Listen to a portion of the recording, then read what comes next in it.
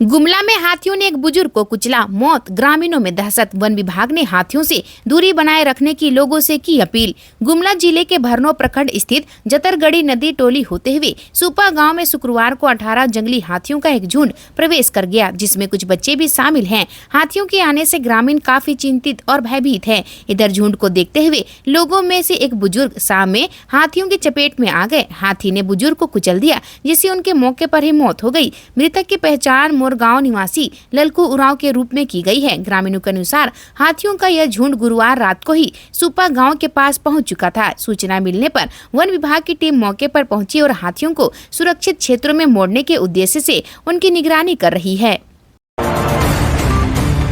हेमंत सोरेन सरकार पहुंची जनता के द्वार तो मैया सम्मान का लाभ लेने वालों की लग गई कतार। आपकी योजना आपकी सरकार आपके द्वार झारखंड स्थापना के 25 वर्ष पूरा होने के अवसर पर राज्य की हेमंत सोरेन सरकार की महत्वाकांक्षी योजना आपकी सरकार आपके द्वार कार्यक्रम का शुभारंभ शुक्रवार को हुआ। धनबाद में जिला प्रशासन से जुड़े कई अधिकारियों को इस अभियान के मॉनिटरिंग की जिम्मेदारी सौंपी गई है। सुबह 10 बजे से धनबाद जिले के विभिन्न पंचायतों और नगर निकायों में शिविर शुरू हुए हैं। इस अभियान का उद्देश्य सरकारी योजनाओं का लाभ सीधे आम नागरिकों तक पहुंचाना और जन शिकायतों के त्वरित समाधान की व्यवस्था करना है। अभियान 15 दिसंबर तक चलेगा। शिविरों में सबसे अधिक भीड़ मुख्यमंत्री मैया सम्मान योजना के लिए देखी गई है। धनबाद के लोयाबाद स्थित वासुदेव गांधी स्मृति उच्च विद्यालय में लगे शिविर में भी मैया सम्मान योजना के लिए अपना नाम दर्ज कराने महिलाओं की लंबी कतारें देखने को मिली। सुबह से ही महिलाएं फॉर्म भरवाने के लिए लाइन में लगकर अपनी बारी का इंतजार करती दिखी। ग्रामीण इलाकों में भी बड़ी संख्या में महिलाएं पंजीकरण कराने पहुंची। शिविरों में अधिकांश भीड़ महिलाओं और युवतियों की देखी जा रही है, जो योजना का लाभ उठाकर आर्थिक सहायता प्राप्त करना चाहती है। जमशेदपुर में हत्या के 5 घंटे बाद आरोपी गिरफ्तार। बोला, अगर मैं नहीं मारता तो वह मुझे मार देता। मृतक का भी था आपराधिक इतिहास। जमशेदपुर के घाघीडीह जेल में हत्या के मामले में सजा याफ्ता मोहम्मद तौकीर उर्फ गोरा की हत्या के 5 घंटे के भीतर पुलिस ने मुख्य आरोपी को गिरफ्तार कर लिया। आपसी रंजिश में आरोपी ने अपने साथियों के साथ मिलकर गुरुवार की रात मोहम्मद तौकीर का मर्डर किया था। सिटी एसपी कुमार शिवाशीष ने बताया कि पूछताछ के दौरान गिरफ्तार मसूद इकबाल उर्फ आयान ने पुलिस को बताया कि अगर मैं उसे नहीं मारता तो वह मुझे मार देता।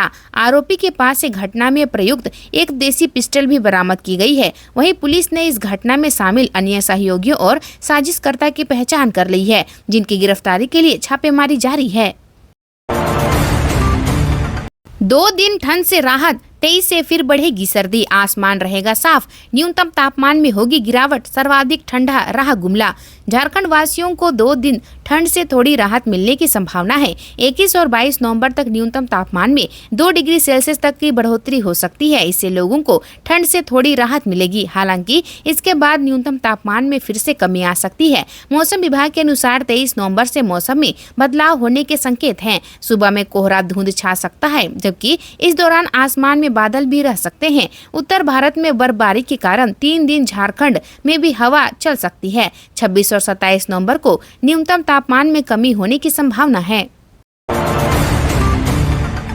पलामू में शिक्षक दंपत्ति के घर डकैती। हथियारबंद बदमाशों ने 4 घंटे बंधक बनाकर लूटा, खाना बनवाया, खाया भी, सुबह हुए फरार। पलामू के हैदरनगर थाना क्षेत्र के कुकही के मुगल जान टोला में गुरुवार देर रात लगभग 15 हथियारबंद डकैतों ने एक शिक्षक दंपत्ति को बंधक बना लिया। बदमाशों ने घर में 4 घंटे तक उत्पात मचाया और नकदी, सोने चांदी के आभूषण सहित अन्य कीमती सामान लूट लिए। इस दौरान उन्होंने दंपत्ति से खाना भी बनवाया और खाया भी। डकैत शुक्रवार अहले सुबह घर से फरार हो गए। सरस्वती शिशु मंदिर जपला के शिक्षक मृत्युंजय मेहता और उनकी पत्नी पारा शिक्षिका अनीता देवी गुरुवार रात करीब 11 बजे खाना खाकर सो गए थे। मृत्युंजय मेहता जब शौच के लिए उठे तो उन्हें छत पर संदिग्ध आहट सुनाई दी। नीचे लौटते ही उनका सामना एक हथियारबंद डकैत से हो गया। हल्की हाथापाई के बाद 4 और डकैत घर में घुस आए, जबकि बाकी बाहर पहरा देते रहे। पलामू में 80 करोड़ रुपए का सांप का जहर जब्त। पिता पुत्र समेत 3 तस्कर गिरफ्तार। पेंगोलिन सल्क भी बरामद। पलामू में wild life crime petrol bureau और वन विभाग की संयुक्त टीम ने सांप के जहर की तस्करी का भांडाफोड़ किया है। टीम ने 1200 ग्राम सांप का जहर और 2.5 किलोग्राम पेंगोलिन सल्क बरामद किया है। अंतर्राष्ट्रीय बाजार में जब्त जहर की कीमत करीब 80 करोड़ रुपए और पेंगोलिन सल्क की कीमत लगभग 20 लाख रुपए आंकी गई है। इस मामले में पिता पुत्र समेत 3 तस्करों को गिरफ्तार किया गया है। गिरफ्तार किए गए आरोपियों में बिहार के औरंगाबाद जिले के देव निवासी मोहम्मद सिराज, उनका बेटा मोहम्मद मिराज और पलामू के हरिहरगंज थाना क्षेत्र के कौवा खो निवासी राजू कुमार सौंडिक शामिल है। राजू हरिहरगंज बाजार में दुकान चलाता है और जड़ी बूटी बेचने का भी काम करता है। झारखंड में 18 जगह ईडी रेड, 2.2 करोड़ रुपए कैश बरामद, कारोबारी एलबीसी के ठिकानों पर भी दबिश। कोयला तस्करी से जुड़ा मामला, झारखंड में ईडी ने बड़ी दबिश दी है। शुक्रवार को झारखंड में 18 जगहों पर रेड चल रही है। धनबाद में ईडी की टीम ने आज सुबह कोयला कारोबारी एलबीसी के आवास और उनसे जुड़े प्रतिष्ठानों पर एक साथ छापेमारी की। जानकारी के अनुसार टीम ने धनबाद के देवबिला क्षेत्र सहित कुल 18 ठिकानों पर दबिश दी है। बताया जा रहा है कि कार्रवाई कोयला तस्करी और अवैध खनन से जुड़ी है। झारखंड में तलाशी के दौरान लगभग 2.2 करोड़ रुपए नकदी बरामद की गई है। अधिकारियों ने बताया कि झारखंड में तलाशी के दौरान लगभग 120 भूमि के दस्तावेज भी बरामद किए गए हैं। केंद्रीय सुरक्षा बलों की टीमों ने ईडी की टीमों को सुरक्षा प्रदान की, जिन्होंने टोल संग्रह बूथों और चेक पोस्टों के अलावा आवासों और कार्यालयों की तलाशी ली। हाईवा के नीचे आधे घंटे तक फंसा रहा बाइक सवार, सरायकेला में अमलगम रोड पर हुआ हादसा, 30 फीट तक घसीटता ले गया हाईवा। सरायकेला जिले के कांड्रा थाना क्षेत्र अंतर्गत अमलगम रोड पर शुक्रवार सुबह एक सड़क दुर्घटना में अमलगम स्टील प्लांट का एक कर्मचारी गंभीर रूप से घायल हो गया। तेज रफ्तार हाईवा ने ड्यूटी जा रहे कर्मचारी सुभाष प्रमाणिक को टक्कर मार दी। टक्कर इतनी भीषण थी कि सुभाष प्रमाणिक अपनी मोटरसाइकिल समेत हाईवा के नीचे फंस गए और लगभग आधे घंटे तक वहीं दबे रहे। हाईवा उन्हें करीब 30 फीट तक घसीटता हुआ ले गया। घटना के बाद मौके पर ग्रामीणों की भारी भीड़ जमा हो गई। ग्रामीणों के विरोध के बाद अमलगम स्टील प्लांट प्रबंधन ने लगभग आधे घंटे बाद एक लोडर भेजा, जिसकी मदद से सुभाष को हाईवा के नीचे से बाहर निकाला गया। उन्हें तुरंत जमशेदपुर के एक अस्पताल में ले जाया गया, जहां उनका इलाज जारी है। पलामू में नाई की हत्या, 100 टंकी में मिला, सैलून से गया था सब्जी लेने, प्रेम प्रसंग में हत्या की आशंका।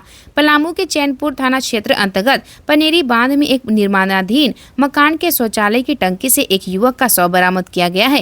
मृतक की पहचान सुदामा ठाकुर के रूप में हुई है, जो पाटन थाना क्षेत्र के सहदेवा गाँव का निवासी था। पुलिस के अनुसार युवक की गला दबाकर और पत्थर से कूचकर हत्या की गई है। इसके बाद शव को टंकी के पानी में डाल दिया गया। सुदामा ठाकुर पनेरी बांध में अपने भाई भाभी के साथ रहता था और शाहपुर के विवेकानंद चौक पर एक सैलून चलाता था। घटना का खुलासा शुक्रवार को हुआ, जब निर्माणाधीन मकान में काम करने पहुंचे मजदूरों ने शौचालय की टंकी में शव उबलता देखा। सूचना मिलने पर स्थानीय लोग और पुलिस मौके पर पहुंची।